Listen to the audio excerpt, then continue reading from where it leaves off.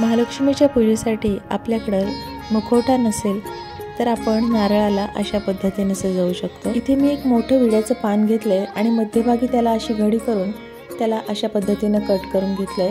आता मी त्याचा देठही इथे कट करून घेते। नारळाच्या रेषा मी अगोदर काढून घेतल्यात आणि नारळ सुरीने थोडासा करवडून घेतलेला आहे। आता या विड्याच्या पानाच्या दोन्ही बाजूला अशा पद्धतीने मी इथे मास्किंग टेप लावून घेतलेला आहे।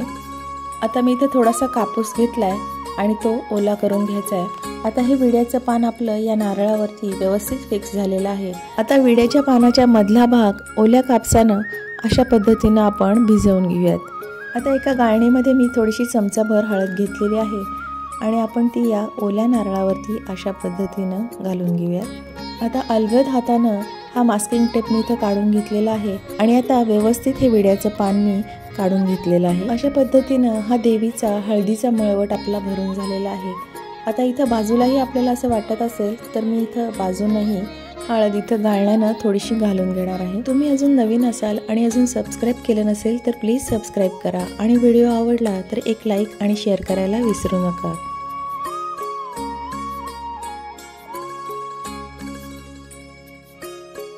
आता मी इथे एक छोटासा कागदाचा तुकडा घेतलाय आणि तो मध्यभागी अशा पद्धतीने फोल्ड करून घेतलाय आणि त्यावर असं आपण हे कुंकवाचं डिझाइन तयार करून घेऊयात। आता ते असं कट करून घेतल्यानंतर आपलं हे कुंकवाचं स्टेन्सिल तयार होईल। महालक्ष्मीच्या पूजेसाठी केलेल्या निशिगंधाच्या वेणीची लिंक मी डिस्क्रिप्शन बॉक्समध्ये दिलेली आहे। वेणीचा व्हिडिओ तुम्ही नक्की बघा। तुम्ही तुमच्या आवडीने कुंकवाचं कोणतेही डिझाइन तयार करू शकता।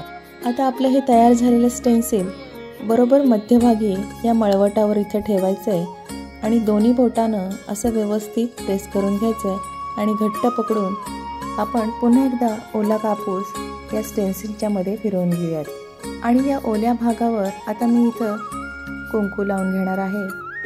कुंकू लावल्यानंतर आपल्याला इथं ते थोडंसं असं प्रेस करून घ्यायचं आहे।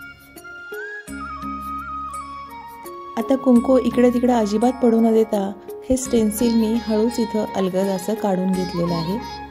नारळावर लावण्यासाठी देवीचा जो मुखवटा मिळतो तो जर तुमच्याकडे नसेल तर तुम्ही अशा पद्धतीनं हा हळदी कुंकवाचा मळवट नक्की भरा। वा, मस्तच आपला हा हळदी आणि कुंकवानं मळवट भरलेला नारळ आता किती सुंदर दिसतोय बघा। आता या नारळाला डाव्या बाजूला मी अशा पद्धतीनं इथं एक नथ लावून घेतलेली आहे। हा व्हिडिओ तुम्हाला आवडला तर मित्रमैत्रिणी आणि परिवारामध्ये प्लीज शेअर करा। लवकरच भेटूयात अशाच एका छानशा व्हिडिओसह। तोपर्यंत बाय।